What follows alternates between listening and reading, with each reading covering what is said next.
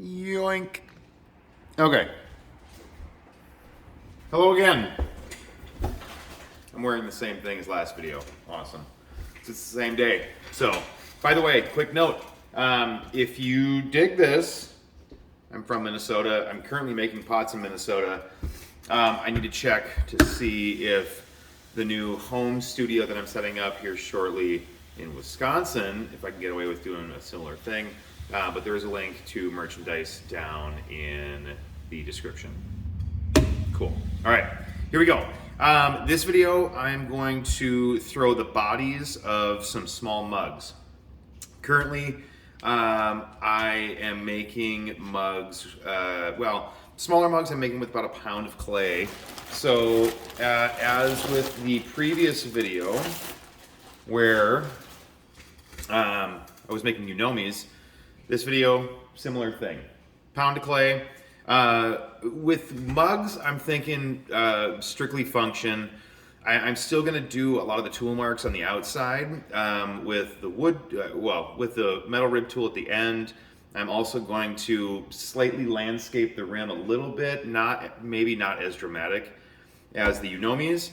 But with mugs, and I think coffee when I think mug, or a hot beverage of some sort, I like to start with the base being a bit wider and sort of tapering in at the top to help keep that beverage temperature stabilized. I don't know the thermodynamics behind it, but I do know that a smaller opening as compared to a body that has some volume for the liquid, that tends to keep things warmer for longer. Again, it's just out of experience. I am not an engineer. I do not know these things. But anyways, so dry. We'll walk you through, I'm gonna talk you through what I'm doing here. So getting the clay centered again, squeezing in, squeezing down. As with previous videos that I've communicated, that I don't wedge clay properly. So I'm gonna cone the heck out of this stuff to make sure there's no air bubbles in it. Now with mugs, I don't really do a whole lot of trimming on the foot. And I'll upload a video here shortly of what it looks like and what I'm doing when I am trimming a mug. So that being said, when I drop the well, I'm gonna leave the bottom here, the floor of the mug, I'm gonna go pretty close to the wheel, as close as I can, without making it too thin to where when I transfer it off the wheel, it's all wobbly. It has to be nice and stable. With mugs as well, I'll use this wooden rib tool, this little angular situation, and I'm gonna compress the base, the inside floor of the mug a few times, and use this tool to go back and forth, compress that floor, and actually push the wall out a bit to get the width that I want to start with. The width that I want to start with. Awesome sentence. So now that I've got that compressed out, the wall's ready to roll. Just with the Unomi, same idea. I'm going to do a very sort of easy pull, not really trying to move a lot of material, just getting it even, and I'm gonna compress that rim. Then I'm gonna stop the wheel, get my hands wet, and just slightly alter the shape. I'm stretching some of the material from 3 different points up just a little bit. I'm gonna collar that in a tiny bit, and then I'm gonna let this wooden tool just kind of dance on the rim a little bit. I'm actually shifting it back and forth just to get some sort of unpredictable lines and tool marks on there. And I'm gonna stop while I'm ahead. Add some more water. Now this pull is gonna be a little bit more aggressive. I'm gonna try and move a little bit more material like that.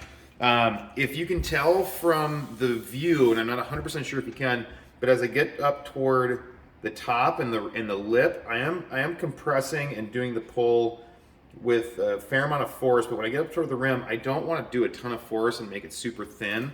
I like leaving And there's, you know, just a matter of preference. I like leaving my rims a little bit thicker. I personally think it helps with strength. I don't know if there's any truth to that, but that's my 2 cents on it. And plus, I just like the look of a pot that looks. I like the look of a pot that looks like it's going to be heavier than it is when you actually pick it up. You know, I hope you get what I'm saying. Where like you'll see a mug with a thicker rim, and you're like, oh, and you're expecting a certain weight in your hand when you pick it up, but when you actually do, you're surprised by how light it is. I personally like that in pots that I collect. So that's how I like to make my pots. So as I'm doing these pulls, I am trying to bring it in just a little bit. Base is wider than the opening in the mouth. And then I want to leave those tool marks. So I'm going to get my metal rib tool and just very gently and sort of sporadically move up, wiggle a little bit at the top. I like to, and just with the Unomis, I kind of want to give this a little bit of a waist. I'm going to give it up a little bit higher though on this one. So I just sort of, I don't know, I tweaked the rib tool and just kind of messed around a little bit. I don't really know how to describe exactly what I'm doing there. And then as far as the opening and the lip itself, I laid the metal rib tool on the lip and kind of just switched the position. And I'll show you here in a second when I take this one off of there why I like doing that and the effect that it leaves. Okay, so I'm not going to do a whole lot of trimming on this when it's leather hard. What I'm going to do is turn it upside down, and I'll show you this in a following video, in a follow-up video. But what I'm going to do is turn it upside down and just kind of roll some clay over, so it's kind of creating a lip. And to do that, I'm going to take this rib tool and I'm just going to undercut it. And if you see the angle at it, I'm kind of coming at it from a 45-degree angle, like that. And it might be tricky to see from where you all are at, but I've left a little bit of a rolled over lip right there. I could leave it as is and just add a, score slip, add a handle, and it'd be ready to roll, and put my little maker's mark stamp thing in there. But I do like coming back, flipping it upside down when it's leather hard, and then rolling some more clay over, and I'll show you that in a follow-up video. Little puddle of water, wire tool with this wider base. I'm going to pull it through a couple times. I also don't mind leaving some finger marks on it, so I'm going to do that when I move it. And then there you go. So it is pretty thin in the walls. The lip here, and I don't know if you can kind of see that, but if you can kind of see those subtle tool marks, I like that. I think, the glaze will kind of settle in, break thinner on those lines. These are interesting features that I like. Whatever. Everyone makes pots different, and that's the reason why I dig doing what I'm doing, because I also like to collect a bunch of different pots, and I appreciate the way people do what they do. So, thank you again for watching. Again, this is a real quick one. I want to make these kind of quick and to the point. You can always rewatch them. I'm trying my best to also add subtitles in a fair amount of different languages too. Hopefully those are coming through. I'm not 100% sure if I'm doing that correctly, but let me know down in the comments if you're finding these valuable. If you do find them valuable, down in the description, there are a few different avenues of ways to currently support the channel. I sincerely appreciate that. And again, like, subscribe, hit the notifications thing, merchandise, yada, yada, yada. So anyways, I sincerely appreciate it. Per usual, let me know what you think of these little kind of explained series.